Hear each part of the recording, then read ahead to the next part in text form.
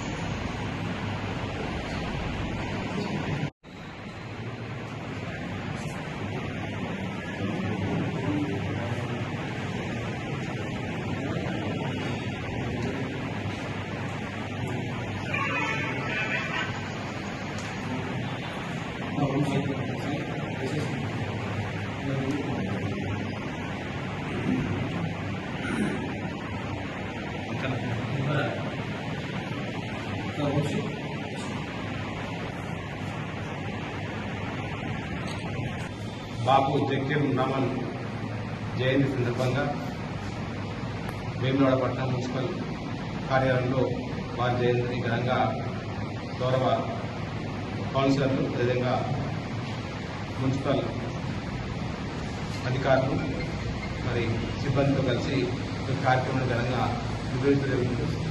మరి బాపు జగజ్జీవన్ రామ్ 1908 ఏప్రిల్ 5న భోజాపూర్ జిల్లా బీహార్ రాష్ట్రంలో వారు జన్మించడం జరిగింది.